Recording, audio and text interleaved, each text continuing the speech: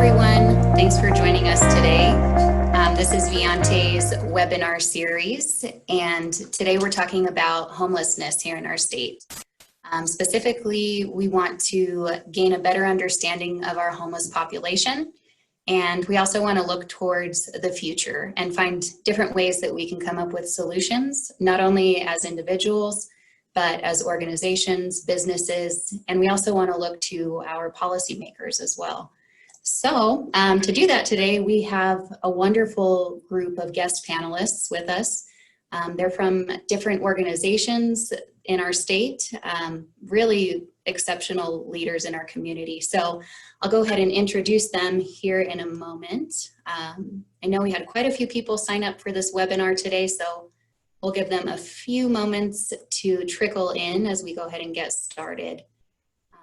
But let me go ahead and introduce myself first, and then we will dive right in and introduce our panelists and start on our discussion for the day.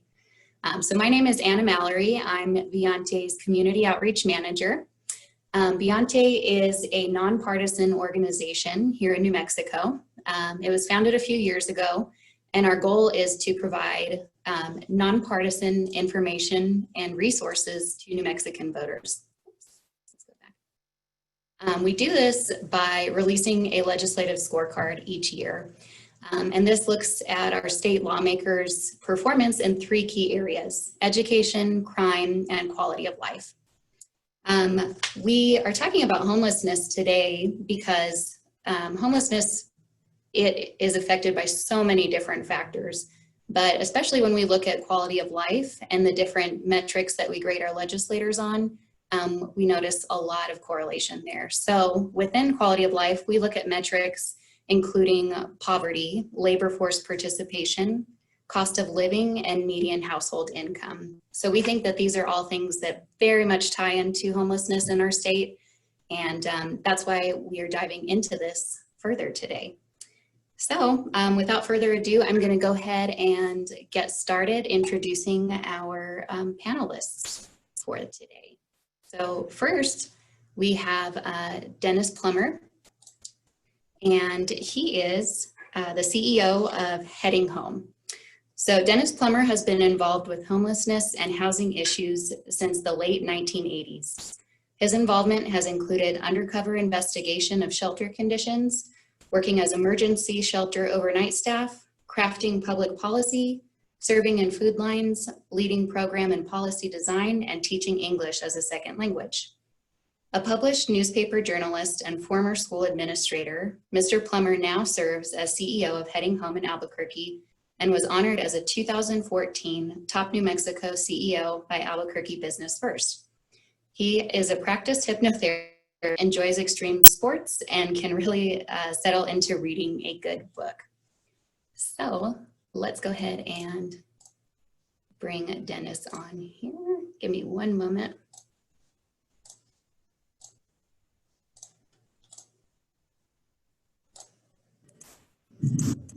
Good morning, Anna. Thanks for having me. Good morning.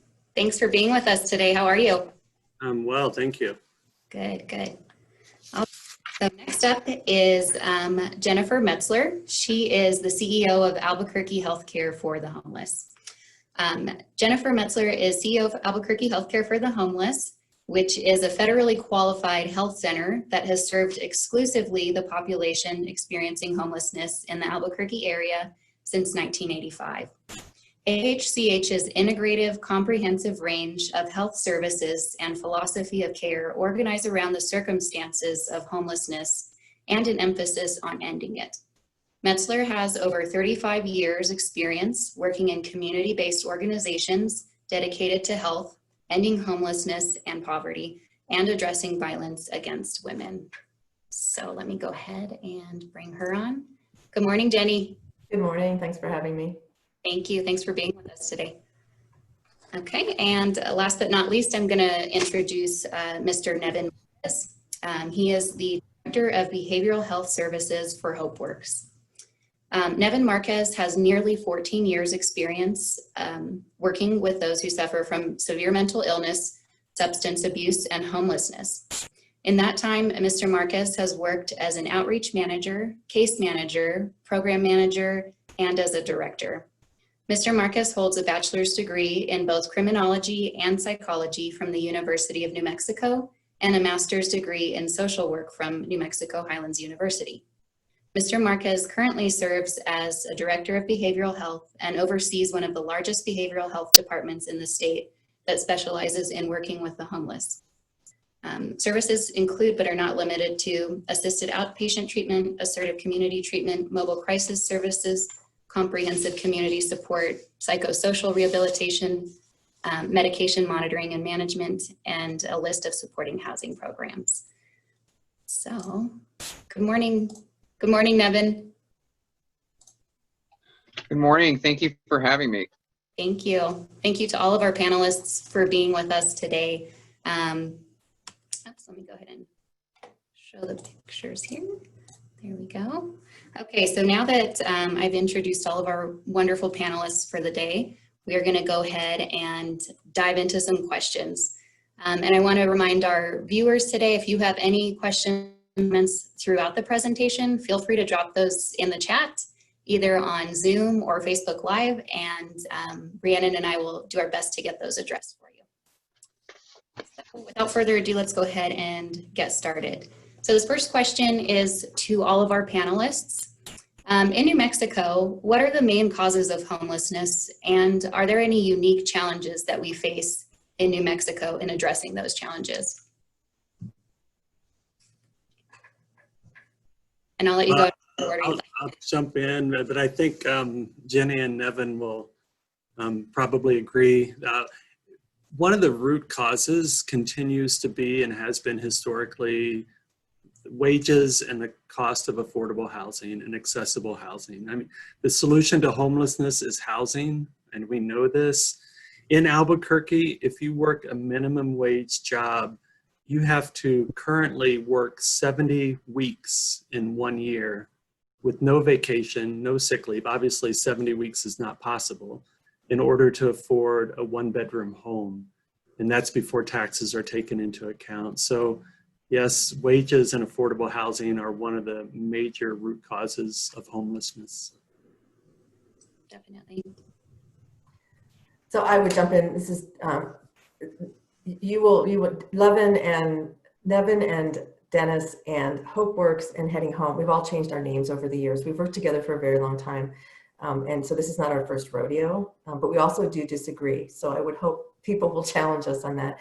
But I think when we think about homelessness, one of our biggest challenges is how we as a community understand homelessness, and how we understand it needs to shape our responses. So if we don't agree on that, I think that's the first point that then leads us off into a lot of different policy and resource allocation kind of misfires where we're not all together and we don't have the ultimate impact in ending homelessness. So I think when we think of the structure and the environment, the community we live in, we have access to housing, as Dennis has said, that it needs to be affordable, a decent income, whether those are benefits for people who can't work or people who are working, and their wages and income that allows them to compete for that housing. And then we at Healthcare for the Homeless also think about access to healthcare, because healthcare broadly defined, that can bankrupt you, keep you from being able to work. And so we look at those structural issues, and there's some people who have certain vulnerabilities personally, whether it's a disability or lack of education, literacy, that make them more vulnerable to falling through those cracks. So we often think about individuals and what they could do to end their homelessness, or the community. It's not an either or. So there's really an interaction of those factors. And I think that leads us to really good solutions. Great. Nevin? Well, I won't disagree with Jenny and Dennis on some of the causes around homelessness. Certainly, I think Dennis hit on the point that we available housing stock, affordable housing in our community does play a significant role. But I think there are many reasons under which people will find themselves homeless, and everybody has a story. And I think again, multiple factors play a role in this. So I think sort of having these sort of discussions, recognizing that yes, there are themes around various causes around homelessness, but everybody does have a specific story. And I think that's something that, that we as providers have been able to listen to quite significantly over the years. So, but yes, low wages, available housing stock, mental health concerns, substance use issues,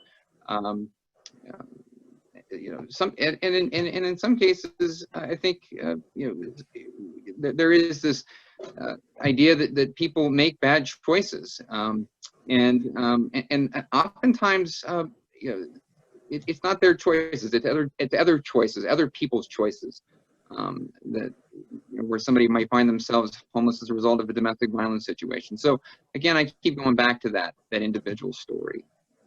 Definitely. And I think I would really echo what Nevin said. Like, imagine every one of us who have housing. How did we obtain that housing? There are 1,000 stories. Some inherit, some move in and expand. So housing stories and homeless stories are individual stories. And I think that's a really important point that Nevin makes. Definitely. And I think that's what I loved hearing about all three of you, is that you approach homelessness with such a respect for the individual. And I think just seeing that compassion in your work has been really inspiring. So I appreciate those answers. Dennis, this next question is directed specifically to you. So we know that keeping someone homeless costs more than housing them. In fact, a study that Heading Home released in partnership with UNM states that your Housing First model has saved more than 6 million taxpayer dollars since 2011. Can you speak more about this and any other economic impacts of homelessness? Sure. First I want to clarify that research was research on a major collaboration among many partner agencies, Jenny and Nevin's included. So it really was a community-wide effort. And our local data reflected national data, which reflects international data. And all of the research points to the fact that we spend more tax dollars to keep people on the streets than it would cost to house and support them. That report you mentioned showed that we have a $1.78 return for every dollar spent to house and support someone. But I would like to look at it even, what if it was net neutral, or even if it was cost negative? How much is a human life worth? The research doesn't calculate someone's return to the workforce. It doesn't name the worth of housing a family that would end generational homelessness. What is the value for the local business who has someone not sleeping on their doorstep? Or what value do we place on having the fire department free to respond to a home that's on fire rather than a crisis for someone living on the street? These are the questions that we really must address as a community. And we have to look at the beyond the monetary impact, the human impact. But as you said, right now, we're spending more to keep people in the emergency system, responding through the emergency response network into our shelters. Collectively, if we were deliberate and intentional as a system and as a community, we could reinvest that dollar into permanent supportive housing that's appropriate and that people would opt into and be able to have some choice, right? We're not just forcing and talking about one size fits all. Definitely. Thank you, Dennis. Jenny, this next question is for you. We know that access to and trust of basic health care continues to be a barrier for people experiencing homelessness. Can you talk about how healthcare for the homeless is addressing this and what successes that you're seeing as well? Sure. So I love this question because a very wise local leader, who many of you probably know, told me over and over. I've been around for a long time, and I think I was maybe even more of a kind of zealous, strident advocate for ending homelessness and access to healthcare early on. And she said, you need to realize everybody in the room cares. That's why they're there. And I think that we can all relate to health issues, not feeling well, family members, friends, access to healthcare, just how complex it gets. And so when you imagine not having a home, the circumstances of homelessness, stress, I think that, again, is important to understanding our healthcare response. So Albuquerque Healthcare for the Homeless has been around for over 35 years. We were part of Albuquerque's mid-'80s response to a national divestment in affordable housing. We're seeing more and more people on the streets because of the economy, and the health systems didn't know how to serve them. So we created this model, and it wasn't only Albuquerque. We were one of 19 original projects around the country that were funded by Robert Wood Johnson, the Pew Memorial Trust, to come up with very good models and policy solutions to addressing this issue of healthcare for people without homes. We couldn't do it the old way. What we very early on learned across the country was that we didn't want to just patch people up and send them back out in the streets a little bit healthier, that was Band-Aid, we weren't MASH units. So we really have developed a model over the years that we think is a good model for anyone, but particularly for people without homes. And a lot of that is about outreach. We don't wait for people to come find us. We provide the comprehensive integrated care, so it's primary medical, dental, behavioral health. We have art therapy, Art Street Community Studio. We do prevention. We do syringe exchange and Narcan overdose prevention, Suboxone medication-assisted treatment for people struggling with substance use disorders, and tons of social services integrated there. And we go out into the field. We can provide, and dental, any of those services in the field. That's where people are. We go to shelters, we go to other sites. It could be a block away. It could be in the foothills on the far west side. But we go where people are and engage them. And sometimes that takes a long time to rebuild that trust, as you're saying. People are homeless for reasons, and the experience of homelessness is very isolating. So they have reasons to mistrust, and they haven't necessarily been well served by our system, our healthcare, including our organization. These guys know I would always hold us up for scrutiny as well. And then we also have a lot of social services to accompany people. It's just basic client patient advocacy, because people are obviously not navigating systems well. They don't work for them, and we don't do for, but we walk alongside. So those are case managers, good old fashioned social work, peer navigators of all kinds. We also collaborate extensively and very formally, because we cannot solve the healthcare issues or end homelessness, which is our ultimate goal, alone. So we have very solid partnerships. We understand our niche. We're always looking at that. And we do a lot of policy advocacy. We have a full-time policy director who's excellent. Our board, our staff, and our clients participate in a very robust advocacy agenda every year, because we want to change the world. And so we need to do that, because as service providers, we feel we have a voice. Definitely. Thank you so much. Okay. And Nevin, this next question is directed towards you. So in tandem with physical health care, like Jenny spoke of, mental health should not be overlooked for anyone, especially those who are experiencing homelessness. How are you able to address this, and what is still needed in the community to address the serious issue of mental health? Well, I do think that mental health and substance use play a role in homelessness, and I think I think in many cases it's sort of gone underreported. I was having a conversation with someone the other day, and we were talking about depression and depression in men and in women. And one of the things that we were talking about was that oftentimes men typically don't like to talk about things with respect to mental health and depression, and yet we have, but men are typically more likely to be homeless. Men are more likely to have contact with law enforcement, and so one of the things that I think what we as a provider here at HopeWorks has tried to do is really try to begin to screen and look for mental health concerns when we're out in the community, and identify mental health where it's where we're seeing it. And that isn't to say that every person on the streets is mentally ill or has a substance use issue. But it does mean that we have to be real about it, and we have to be able to recognize it when it presents itself. And so I think, like Jenny was talking about, we do a lot of outreach work in the community. We've developed various screening tools to help our staff identify where mental health concerns exist.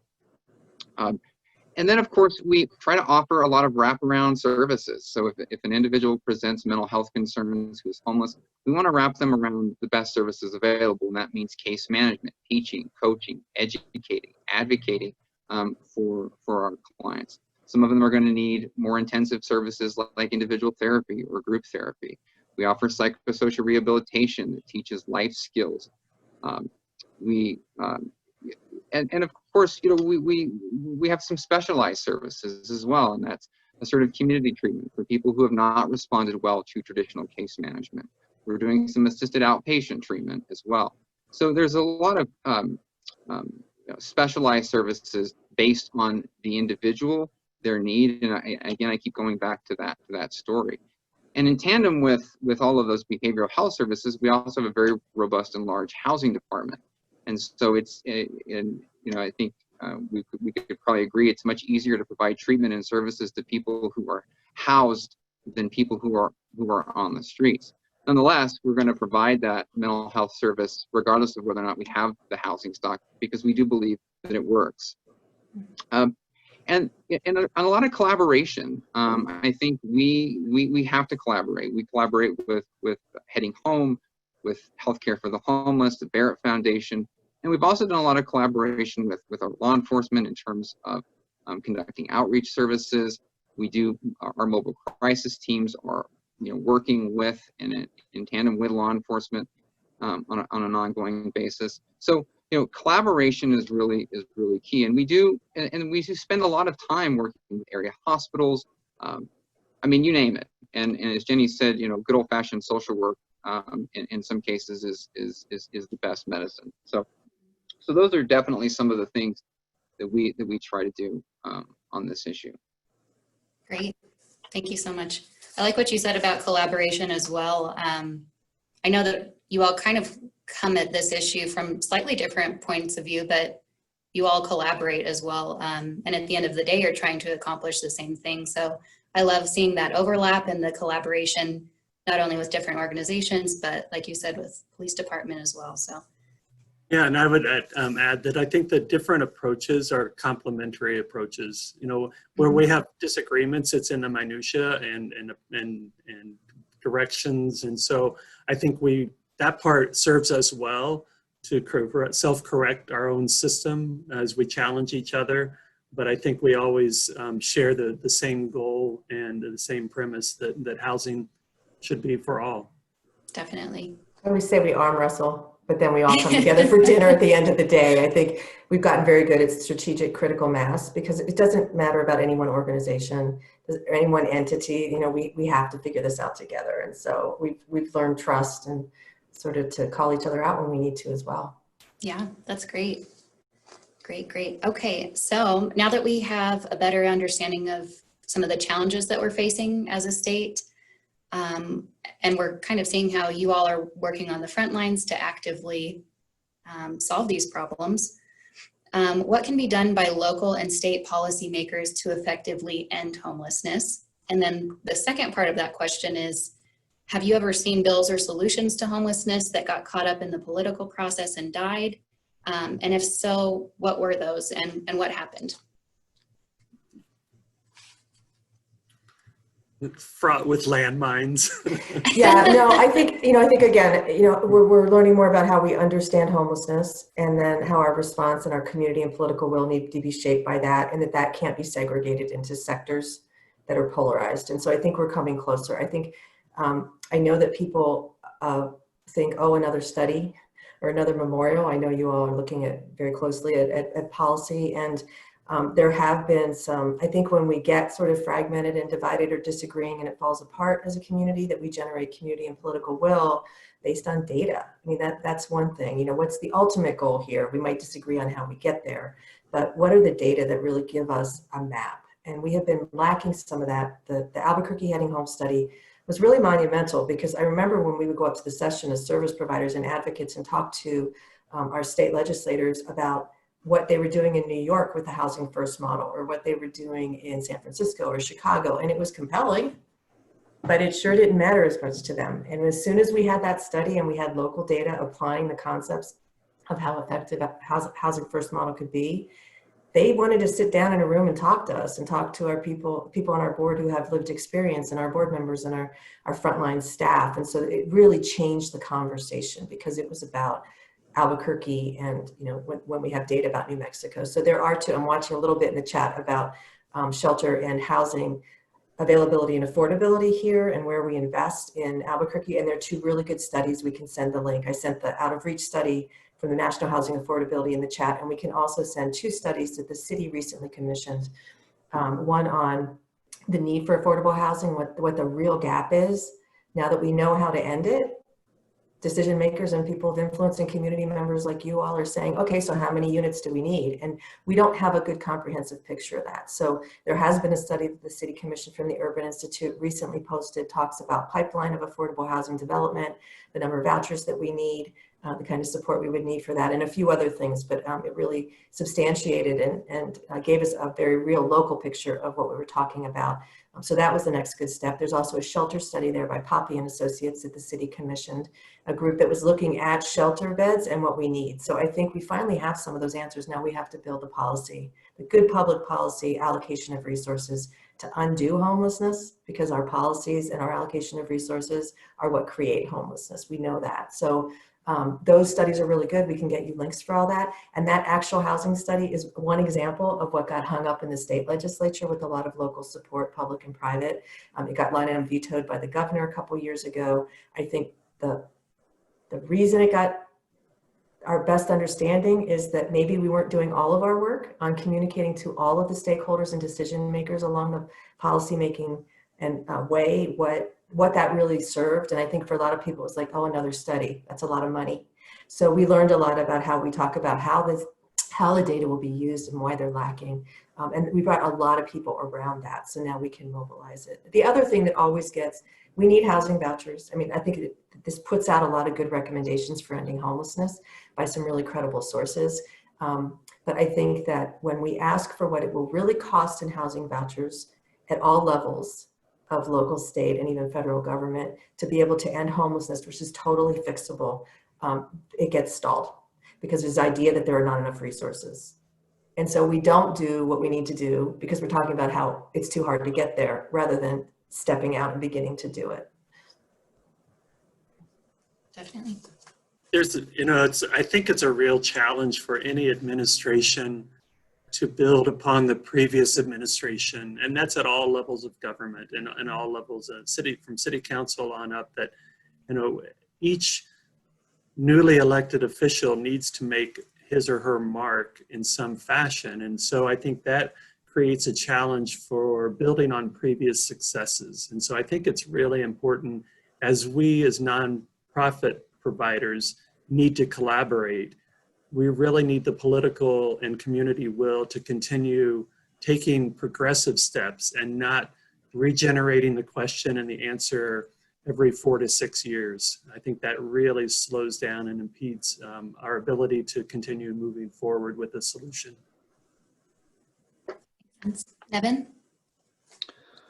Well, in terms of what our policymakers could be doing in terms of when it comes to housing, I think Jenny hit on this, is of course, housing. I think, and one of the, while we all love HUD funding and we think it's important and we need it, I think a true investment from our local, state, and county into housing is really what's going to make a difference. And giving us some flexibility in terms of who we're going to house, how we're going to house them, how long we want to house them,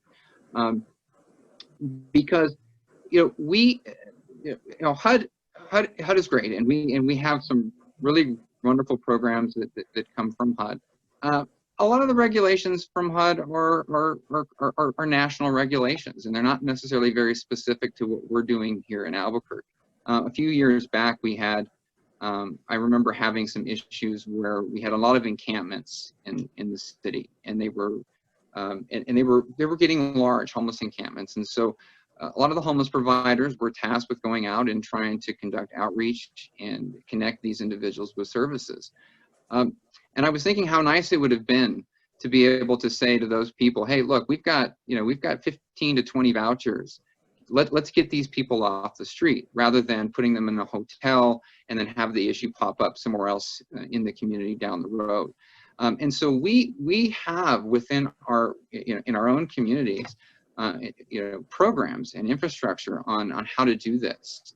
And so all it takes is some investment and some time to really start looking at how can we solve this problem locally, obviously with help from HUD, but you know, we can do this, and I think we should come to that realization at some point. Definitely. Okay, so kind of to come full circle on these questions that I have, and then we'll get to the audience with some questions. So what do we think is the way forward, and what can New Mexicans do to help address this challenge, not only as individuals, but as businesses and organizations? What should we be doing to help with this issue?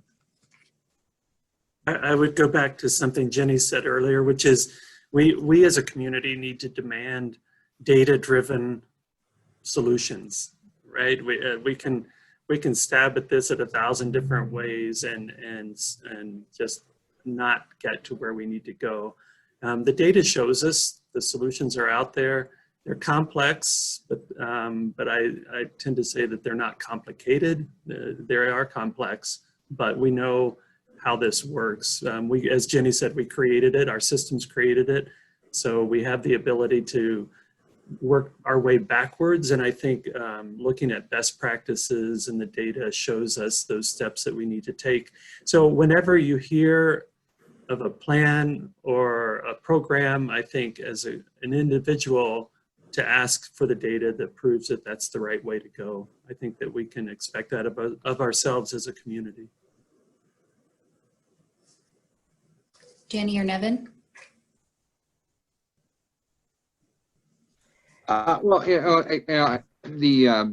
Moving forward, and again, I'll just go back to that idea of flexibility, and in our housing programs, and I would just mention a few. The state of New Mexico has begun this process. We do have some state housing programs through linkages.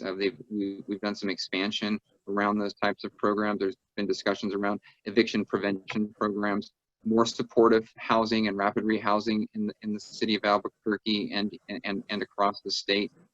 I know that there are some project-based services going on. I think we could see more project-based type vouchers where service providers can be on site, and I think that's one thing that we as an agency at HopeWorks, in collaboration with the county and with the city, is working to create one of the first single sites in New Mexico, and building off of that.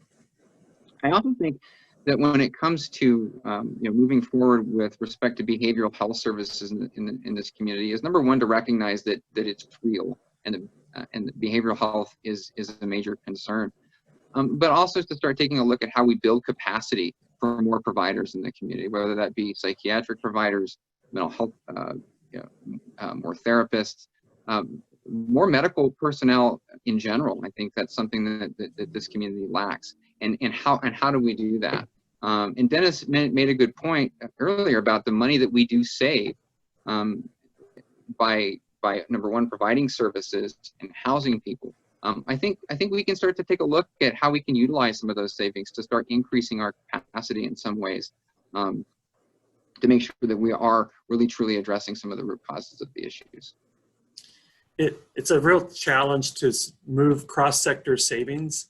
So although we know when we house somebody that their hospital visits go down 84%, we have 69% reduction in jail costs. That doesn't mean that savings will build a new home for somebody else. It oftentimes means we'll have a new wing on the jail. So we really have to, as a community, create a system in which the savings in one sector is allowed to be invested in another sector. I don't have time to I know there are questions in the chat, but I have sort of a whole other series of ideas for responding to that last question. Mm-hmm. And I would thank Dennis. I think that we learned a lot with Albuquerque Heading Home about over-promising and simplifying the question of cost. I think we think, oh, they're cost savings, but that does not mean that money's sitting in a bank somewhere and that someone can write a check. And I think that further polarizes us, because then we're saying, you have control of this money. It's a net neutral or net negative even, but a better use of resources. So a really good example is public hygiene and urination and defecation, that it's really on their minds for homelessness. If those people had homes, they'd have their own bathroom. Like we could, what is the shortest cut solution to this? And I think it's similar with what kinds, if people become more engaged in behavioral health therapy and they're housed and they're in a home, they might not be in the psych ERs, but they're at home getting therapy. There's still a cost to that. And, you know, I'm a public health person by training. So I think of the public population base that, you know, we can't build enough walls to get away from. I think this pandemic has taught us that, you know, we really need to think of the good of the common. And so until we're all okay, no one's really okay in many respects with public health. But to your answer about what people can do, we, a few years ago, probably 10 years ago now, at Albuquerque Healthcare for the Homeless, started looking at our business practices and what we ourselves could do to prevent homelessness. So I'm fortunate to be the CEO of an organization that has about over 100, depends on the day. We all know like what positions are staffed, and we pay a housing wage based on the National Low Income Housing Coalition calculations for this metro area. We look at that every year. It's how we build our budget. 70% of our budget are people, and we need to be taking care of them. Then we look at increasing costs of healthcare, these structural causes again, and we make sure that all of our staff have access to healthcare that doesn't undercut their compensation of the housing wage. That means we might not expand programs. That means the senior team might not take an increase, or even more drastically, until our frontline staff are not at risk of homelessness. And so I feel like that's part of the economic engine. And I think anyone who has employees, and I'm not saying that that has to be mandated by government or law.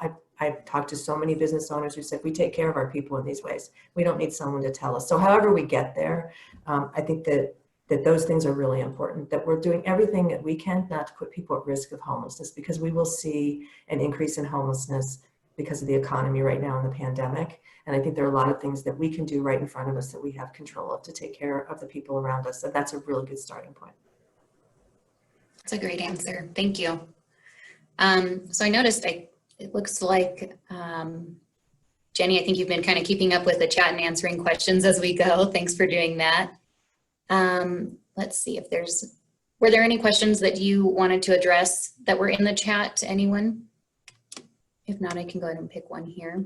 And if we get any questions from Facebook, just let me know and we can address.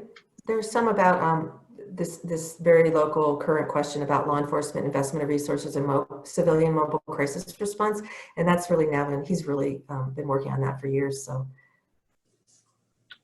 Sure, I'm trying to actually see the question. I'm actually using my phone today, so I can't see the question. Let's see.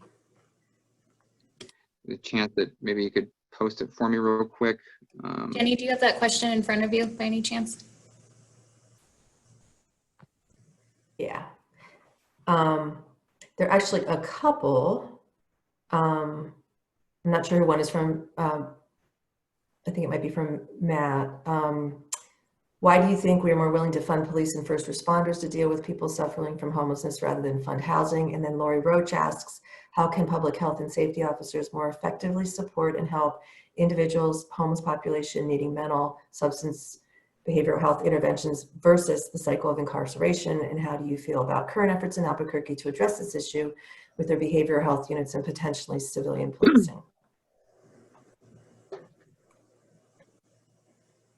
Okay. Well, I think the first the first question around or just to kind of go into a little bit about the mobile crisis team. I mean, the idea around mobile crisis team is primarily to to provide a sort of non-law enforcement entity to calls that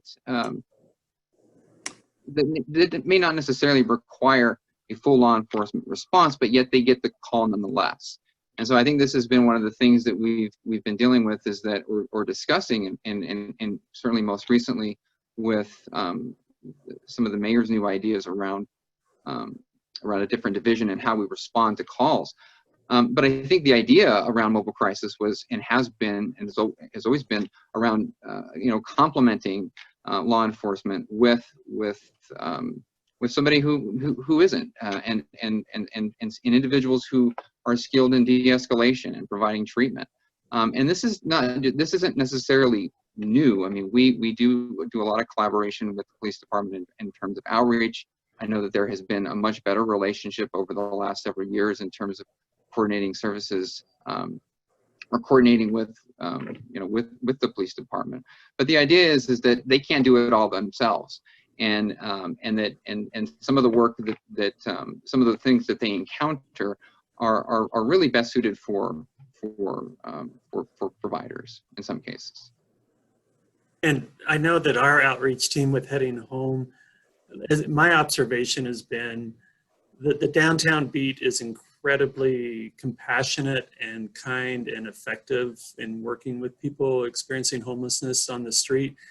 But I question if it's the best use of their time. I watched them spend an hour and a half just standing with somebody to help them de-escalate, when we have staff and our partners have staff who could intervene and really take on that role just as effectively and perhaps a better use of time, because not only is it the moment of de-escalation, it's the follow-up and the support that's needed to continue to prevent that escalating from happening again. So I think it's a partnership, and it's an ongoing redefining of what are the best resources and who's best trained to respond to the need. The police are not the first response needed for all crises on the street. There's another question about students, homeless students. It's from Dina Harvey. It says, she asks, homelessness for students is hitting families. How can the shelters identify and partner with APS to assist students with transportation to get student support with education?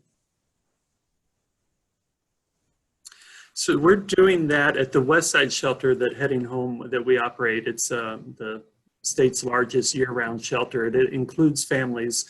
And for those families, we are deeply connected with APS, the Title I program, Penelope, and working to make sure that when they leave the shelter in the morning through Steel Bridge, that we have counselors and tutors from APS Title I on site, and continue to work to make sure that then they have the ongoing transportation to their place of school. It's a really, again, complex issue and critical, because we know that children who experience homelessness, it's one of the what we call the ACEs, and I forget the acronym now, but it's the bad experiences you have in early life. And so the chances of experiencing adult homelessness increase multifold when you've had that experience as a child. So really working upstream in people's experience to prevent that is critical to have this partnership. So it does exist, and it could always continue to improve and increase. Definitely. I would point out homelessness among college students, which is quite alarming, that people experiencing homelessness, students don't enter into college oftentimes homeless, but we're seeing it spike in their sophomore and junior year when they've expended all their resources to get as far as they can, desperate to finish their degree, and then doubling up on couches and sleeping in cars, sometimes resorting to sex work to fund those last 1 or 2 years to get their diploma. And I think that alumni associations and schools have a critical role in addressing and helping formulate that, because I know the resources are there to provide that basic housing to help people finish their college pursuit. Okay. It looks like we've kind of answered most of the questions here in the chat. If there are any last minute questions, feel free to share those, or if there's any last comments that our panelists have. But I do want to go ahead and mention, if you did enjoy this discussion today, please follow our panelists and their work, Heading Home, Albuquerque Healthcare for the Homeless, and HopeWorks. During this time, we're obviously not able to do our regular presentations and community outreach at Viante. So we ask that you continue to follow us and tune into our future webinars. We're always open to topics of interest, and definitely want to address any topics that you would find interesting. So we are currently offering a free 90-day trial for our membership, and that includes access to our legislative scorecard that I mentioned earlier in the presentation. So if you'd like to check that out, I'm going to have Rhiannon go ahead and drop that link in our chat box. It looks like we have one more question here from Marlene Faulkner Hussein. I have a question. She has a question on the chat. It appears that the housing development is too focused towards outside prospects. How can we impress on the government agencies and business community that housing all makes it better to attract economy viability for them as well? I'm wondering if Marlene can clarify the question about the outside prospects, if that means outside developers.